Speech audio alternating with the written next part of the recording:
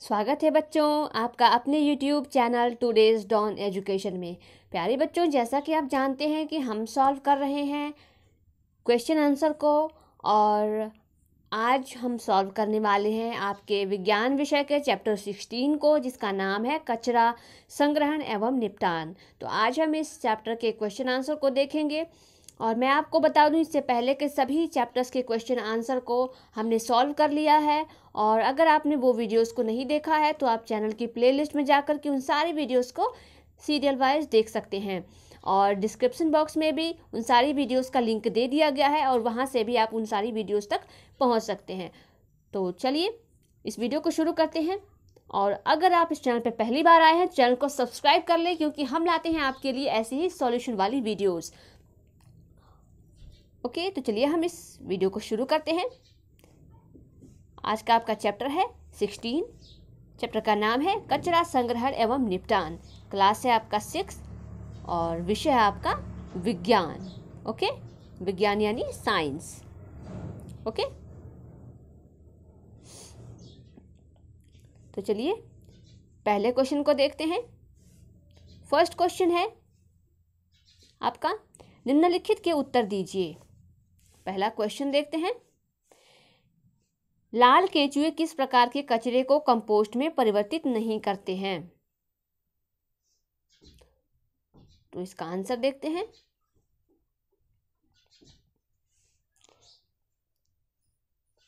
Answer है इसका, लाल केंचुए जैव अनिम्नीकरण पदार्थ को कंपोस्ट में परिवर्तित नहीं करते हैं। ओके, नेक्स्ट क्वेश्चन है। नेक्स्ट क्वेश्चन है, क्या आपने अपने कंपोस्ट गड्ढे में लाल केंचुओं के अतिरिक्त किसी अन्य जीव को भी देखा है? यदि हाँ, तो उसका नाम जानने का प्रयास कीजिए और उसका चित्र भी बनाइए। ओके,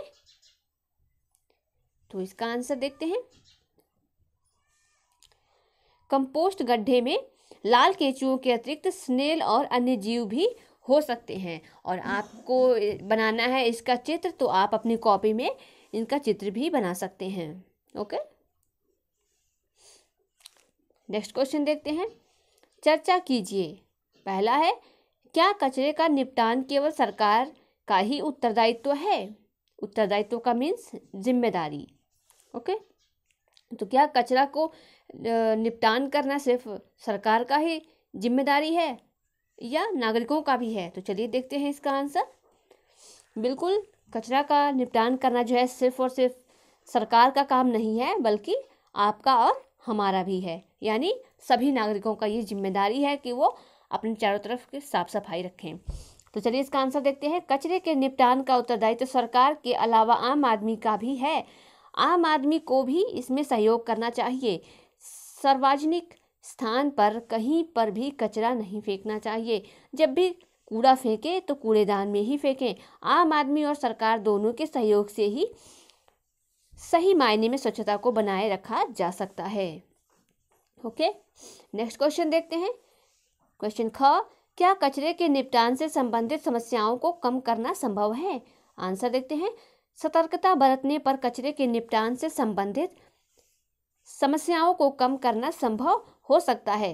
कूड़ा फेंकते समय हमें इस बात का ध्यान रखना चाहिए कि कौन सा गलित पदार्थ है और कौन सा अगलित पदार्थ है। ओके, तो इसमें गलित पदार्थ और अगलित पदार्थ में डिफरेंस क्या है कि ये जो गलित पदार्थ है ये गल जाते हैं, और यानी मिट्टी के साथ मिलकर के वो गल जाते हैं, सड़ जाते हैं, और अगलित पदार्थ होते हैं वो गलते और सड़ते नहीं हैं। आगे देखते हैं, उन्हें एक दूसरे से अलग रखना चाहिए और उचित कूड़ेदान में ही फेंकना चाहिए। ओके, अगलित में जैसे आगे आपका पॉलीथीन और प्लास्टिक, ओके, ये गलते नहीं हैं, तो पॉलीथीन और प्लास्टिक को अलग कूड़ेदान में डालना चाहिए और गलित पदार्थों को अलग कूड़ेदान में। तो चलिए नेक्स्ट क्वेश्चन देखते हैं। घर में बचे हुए भोजन का आप क्या कर सकते हैं? आंसर है, हमारे घर के सभी सदस्य कम से कम भोजन को बर्बाद करने की कोशिश करते हैं। अगर कुछ भोजन बच जाता है तो उसे गली के जानवरों को खाने के लिए दे देते हैं। ओके, नेक्स्ट क्वेश्चन आपकी स्क्रीन पे आ चुका है। क्वेश्चन नंबर 4, यदि आपको और आपके मित्रों को किसी पार्टी में प्लास्टिक की प्लेट और केले के पत्ते में खाने का विकल्प दिया जाए तो आप किसे चुनेंगे और क्यों? आंसर है इसका, मैं केले के पत्तों में खाना पसंद करूंगी, क्योंकि केले के पत्ते गलित पदार्थ हैं और जबकि प्लास्टिक का प्लेट अगलित पदार्थ होता है। ओके, नेक्स्ट क्वेश्चन है क्वेश्चन नंबर 5, विभिन्न प्रकार के कागज के टुकड़े एकत्र कीजिए, पता कीजिए कि इनमें से किसका पुनर्चक्रण किया जा सकता है। आंसर देखते हैं। 2 तरह के कागज होते हैं, एक सादा और एक जिस पर प्लास्टिक की परत चढ़ी होती है। जिस पर प्लास्टिक की परत चढ़ी होती है उसका पुनर्चक्रण नहीं किया जा सकता है। पुनर्चक्रण का मीन्स होता है कि फिर से उसे नया बनाया जा सकना। तो जो जिस पे प्लास्टिक चढ़ा होता है उसको फिर से बनाया नहीं जा सकता है। जैसे कि एक सामान्य कागज़ होता है, उसको फिर से एक नया पेपर बनाया जा सकता है, लेकिन पन्नी चढ़ी हुए को नहीं बनाया जा सकता है। आगे देखते हैं, सादे कागज़ का पुनर्चक्रण किया जा सकता है। ओके, जैसे आप अपनी कॉपी को देखते हैं, जो रफ पेपर होता है तो उसको ऐसे ही करके बनाया जाता है। ओके, नेक्स्ट क्वेश्चन देखते हैं, लेंस की सहायता से कागज के टुकड़ों का प्रेक्षण कीजिए जिन्हें आपने उपरोक्त प्रश्नों के लिए एकत्रित किया था। क्या आप कागज की नई शीट एवं पुनर्चक्रित कागज की सामग्री में अंतर देखते हैं? आंसर देखते हैं इसका, कागज की नई शीट चिकनी होती है लेकिन पुनर्चक्रित कागज खुरदरा होता है। लेंस की सहायता से कागज के उन टुकड़ों को देखने से ये दानेदार देखते हैं। जैसे आप अपनी रफ कॉपी को देखेंगे, जो थोड़ा ब्लैक ब्राउन सा पेज होता है इसमें, और आप उसको देखेंगे तो उसको और आपकी जो फेयर कॉपी होती है उसमें बिल्कुल डिफरेंस दिखाई देगा आपको। ओके, नेक्स्ट क्वेश्चन देखते हैं। क्वेश्चन नंबर 7, पैकिंग में प्रयोग होने वाली विभिन्न प्रकार की वस्तुएं एकत्रित कीजिए, इनमें से प्रत्येक का किस उद्देश्य के लिए उपयोग किया जाता है। समूह में चर्चा कीजिए। आंसर देखते हैं, पैकिंग में प्रयोग होने वाली विभिन्न प्रकार की वस्तुएं विभिन्न उद्देश्य के लिए प्रयोग किए जाती हैं जो निम्नलिखित हैं। तो आइए देखते हैं। पहला है प्लास्टिक कवर, कपड़े और कार्डबोर्ड, चिकनी मिट्टी, मिट्टी के बर्तन, पेपर पैकेट तो खाने की हल्की चीज़ों के लिए, और लकड़ी के बक्से कीमती सामान और फल के लिए, शीशे का कवर तो शोपीस के लिए, और thermocol electronic item. Okay, next question है क्वेश्चन नंबर 8, एक ऐसा उदाहरण दीजिए जिसमें पैकेजिंग की मात्रा कम की जा सकती थी। आंसर देखते हैं। आंसर है इसका, कभी कभी किसी वस्तुओं को कई परतों में पैक किया जाता है, जैसे कपड़े, खिलौने, चॉकलेट आदि। इसमें पैकेजिंग की मात्रा कम की जा सकती है। खाने की चीज़ों, खासकर पकी हुई चीज़ों को प्लास्टिक की थैली में एकदम नहीं पैक करना चाहिए, क्योंकि ये स्वास्थ्य के लिए साथ ही पर्यावरण के लिए भी बहुत ही घातक होते हैं।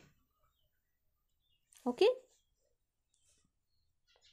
नेक्स्ट क्वेश्चन देखते हैं। क्वेश्चन नंबर 9, पैकेजिंग से कचरे की मात्रा किस प्रकार बढ़ जाती है, इस पर एक कहानी लिखिए। तो चलिए देखते हैं। किसी भी सामान की पैकिंग विभिन्न उद्देश्यों के लिए किया जाता है। इससे सामान खराब नहीं होता है जल्दी से, और इसको संभालना आसान हो जाता है। कभी कभी किसी सामान को आकर्षक बनाने के लिए भी इसे पैक किया जाता है, जैसे किसी के जन्मदिन का तोहफा देने से पहले हम उसे पैक करवाते हैं, उसे चमकीले पन्नी या प्लास्टिक की परत चढ़े कागज से लपेटते हैं ताकि यह सुंदर लगे। लेकिन जब लोग इसे खोलते हैं तब इस रैपर को कूड़ेदान में फेंक देते हैं। साथ ही जन्मदिन की पार्टी में इस्तेमाल कोल्ड ड्रिंक के कैन, खाने का पेपर प्लेट, बैलून, रिबन आदि से कचरा बढ़ जाता है। ओके, नेक्स्ट क्वेश्चन है क्वेश्चन नंबर 10, क्या आपके विचार में रासायनिक उर्वरक के स्थान पर अपेक्षाकृत कंपोस्ट का उपयोग उत्तम होता है, क्यों? तो चलिए इसका आंसर देखते हैं। कंपोस्ट एक जैविक खाद होता है जो जैव तत्वों से बना होता है। दूसरी ओर रासायनिक उर्वरक कृत्रिम पदार्थ से बना होता है, इसलिए कंपोस्ट मिट्टी की उर्वरा शक्ति को बनाए रखता है।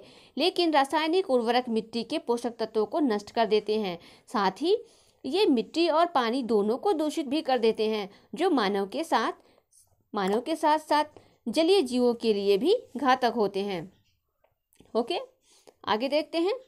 कंपोस्ट को बनाना आसान और कम खर्चीला होता है। कंपोस्ट बनाने के अंतर्गत कूड़े की मात्रा में भी कमी होती है, क्योंकि बहुत से गलित पदार्थ का इसमें उपयोग कर लिया जाता है। ओके, तो ये रहा आपका क्वेश्चन नंबर 10 का आंसर।